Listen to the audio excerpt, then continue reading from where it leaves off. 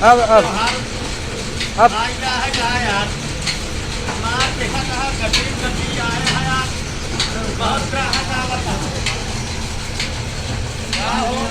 ए कैसे तू आया बस यार ये पिरावा यार ये बताओ ये रखा लाइन से रख दे हाँ अच्छा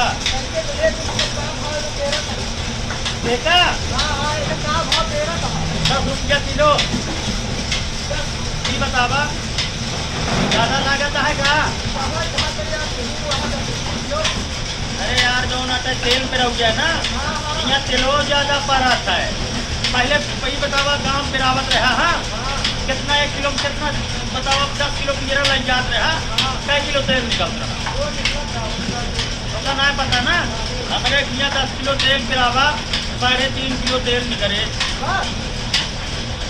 कम है खाली लौटत रहा यहाँ भर के जाए पैसा लेकिन पूरा लाके ये बतावा खरी ले जावे खरी हम ले गई अरे खरीबा बेच देबा तो का पैसो दे फिर वैया ना लागे पैसा अलग से देबा अच्छा और ये बतावा कि डिब्बा यार इतना छोड़ के लाया है हिमा दिलवा माए अच्छा चीजा रह गया नाम आए हम रख लेते अरे तो कुछ छोड़ के डिब्बा काहे लाया है देखा था चक्की पर हमारे भीड़ लगा है पहली बात तो 3 दिन बाद मिले